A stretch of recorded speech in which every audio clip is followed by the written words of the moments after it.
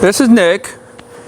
He is an NRHA money earner, has shown at a pretty high level, has won money at a pretty high level. Really nice horse. He's finished. He needs a little bit of maintaining here and there, but he is pretty much a finished, ready to go show horse.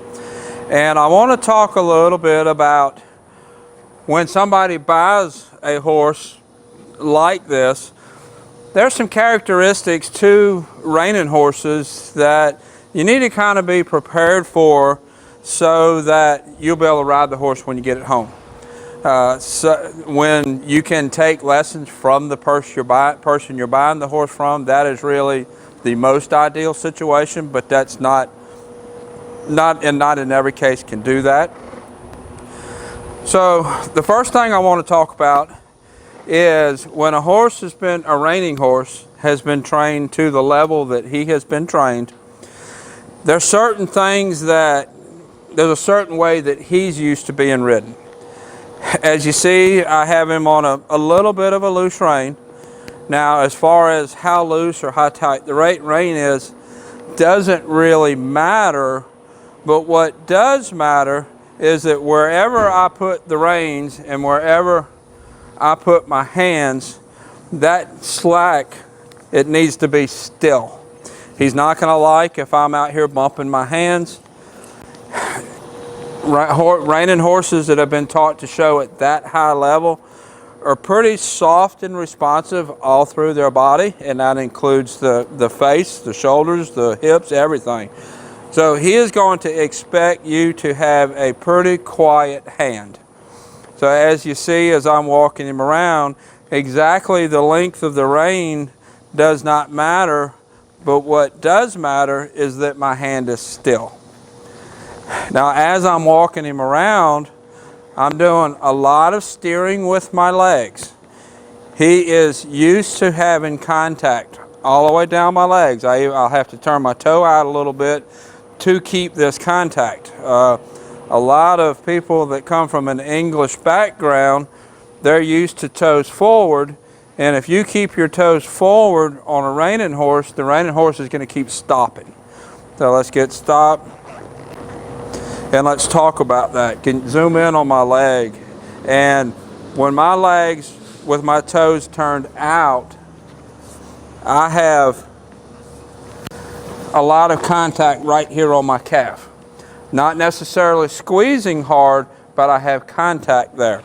And a finished reining horse expects that contact, and a lot of their steering comes from there. A lot of their roundness in their back comes from there. That's with my toes turned out a little bit. Now, if I turn my toes in, I'm going to lose that contact, and I'm going to transfer that contact to up here to my knee. Reining horses do not like contact up here in your knees and your shoulders. With the lateral work they do, they want a loose contact here so that they can spin and roll back and their shoulders can step sideways. So you're going to want to ride with your toes out slightly, and you're going to want to maintain that contact with your calves. Now, as I'm walking him around, I am touching him with my spur occasionally. A little bit of right spur here, both spurs forward, left spur, both spurs, right spur. Pretty much every step, I am riding every step, riding him forward, riding him where I want to go. You can't, with a reining horse, you can't just sit there and not actively ride every step. As soon as you quit actively riding, they stop. And that's what they should do, is stop. You have to, it's kind of like if you've got like our tractor, we have a hydrostatic tractor, and you press the accelerator to go forward. Well, as soon as you let up on the accelerator going forward, it stops. That's how this horse should be. As soon as I quit riding, as soon as I quit saying go forward, he should stop. And that works as a walk, a trot, and a lope. So I am riding every step, and you can see how quiet my lower leg is. Now, it doesn't mean he can't adapt to you. Your legs can start moving around a little bit, and he can learn that he is still supposed to keep going forward with that movement but you're not going to get these nice responsive stops and really soft movement if you start telling him he needs to ignore certain things. In order to get trained up to a high level horse, whether it's a reining horse, a dressage horse, a barrel horse, anything, it doesn't really matter. They need to be told what to do, and you need to be very precise about what you tell them to do. And every little thing means something. So let me ask him to trot around. I'm going to shorten my reins just a little bit so I can keep him collected. Ask for a trot. I just rode him forward. I didn't cluck, I didn't do anything, I just started riding the trot. Now, I shortened my reins so that I could keep him a little bit more collected. And my hand is here pretty quiet right here above the neck. And I am still riding every step with my legs. Every step means something. A little bit of right leg, right spur, left spur, both spurs, left spur, both spurs, right spur, and that's just touches. And I am touching him that often, telling him to go around, giving him something to do. That is how I'm lifting his shoulder, that's how I'm steering his body. My hand rarely moves. And I'm doing most of that steering with my legs. Now let's go across and let's ask him to stop. Whoa. I push my feet forward and I get that nice deep stop. You're not going to get that deep stop if your legs are off to begin with. So that's some basics. Basic with a reining horse moving forward. Walk, trot, lope is the same way. Work on better hands, better seat. Now we're going to talk about starting the spin, how that body mechanics works. Now, most reining horses, mine and most others, are taught that when you put your hand down right here, stand still, this is your be still cue, nothing's going to happen when your hand is right here. We teach that from when you trot to the middle. If the judge is sitting over here and you trot or walk in, you put your hand down in the middle and that horse is relaxed looking at the judge, because that reflects on your score. If the horse is on the muscle, or if you have to hold him back, or he's anticipating, that's going to reflect on your score. So most reining horses have been taught this cue. So now I'm going to spin to the right. The way that works, I see a lot of people constantly kicking with the outside leg to keep the horse spinning. That is not correct. You can kick to add motion, but you shouldn't have to keep kicking to keep the motion. If you're kicking to keep the motion, every kick adjusts that horse's frame, and you're going to eventually pull him out of frame, and you're going to start having trouble with your spin. So the first thing I'm going to do is lift my hand. Second thing I'm going to do is open my inside leg, because I'm going to spin that way. The next thing I'm going to do is rein. After I'm past 90 degrees, I'll cluck, and if the horse doesn't speed up, I'll kick with my left leg. Always that order, and always a little bit of space in between. I'm never going to cluck or kick before the 90 degree mark. So lift, something's fixing to happen, see his attention change, open the right leg, rein,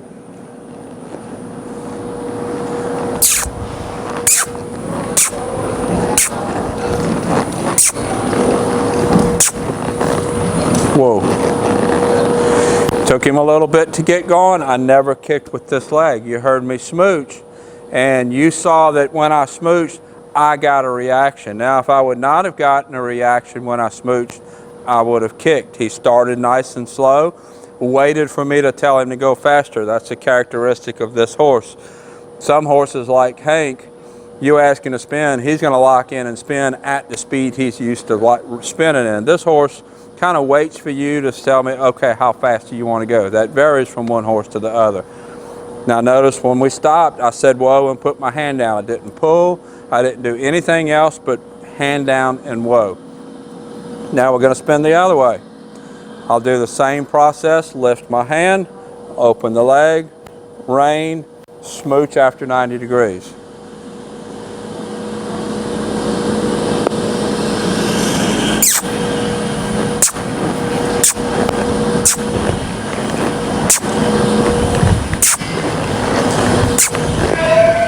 Whoa.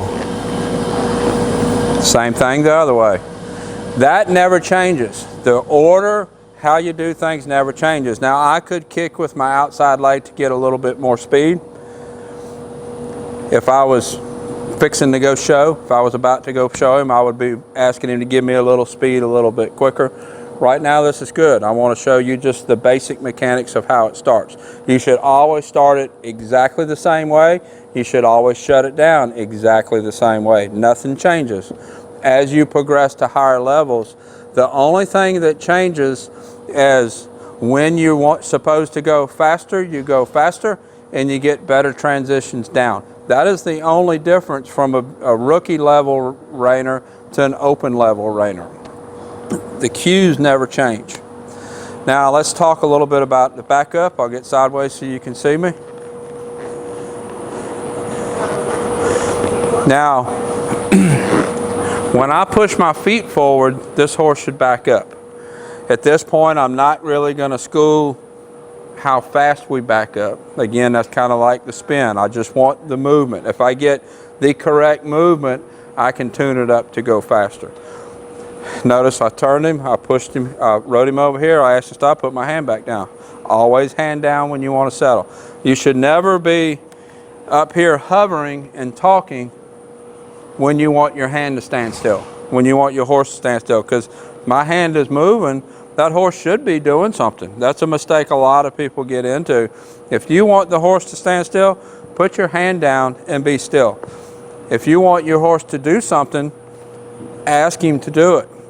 Don't be here talking and moving your hand around and expect your horse to stand still. You do that, you're just dulling all your rein cues down. So now let's ask him to back.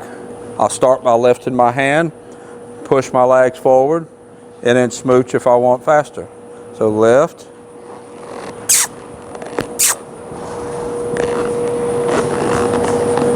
Again, hand down to stop. I'm not going to say, whoa, I'm not going to pull. I'm already going backwards. That's just going to make the horse go more backwards. Let's ride back forward and let's do it again.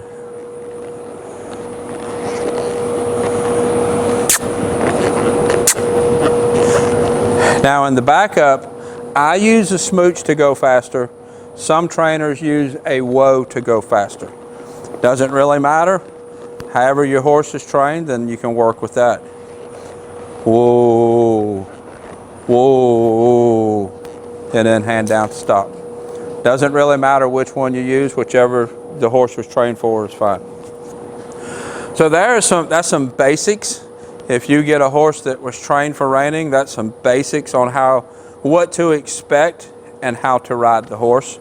This is Nick. I'm doing a little bit of a tune-up for him, for his owner. Might take him and show him. I'm not sure. We'll see. There's not a show coming up really soon.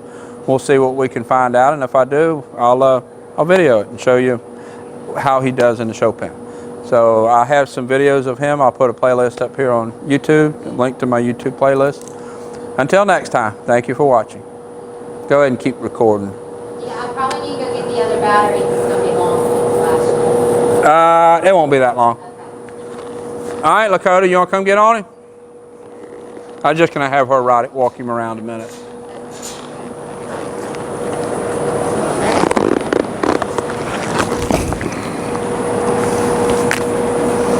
You want to step, or can you step up there?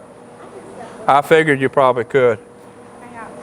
You do have long legs. I said, don't fall in love. Don't fall in love with nothing around here.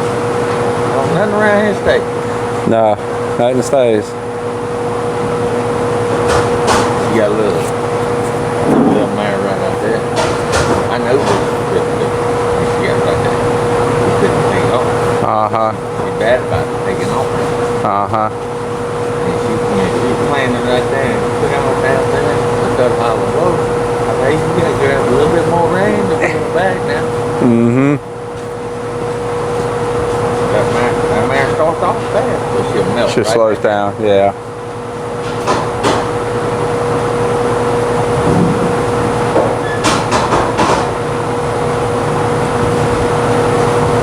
Did that ever since we started that.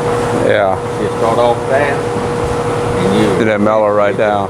Watch her shit fall right on. Yeah.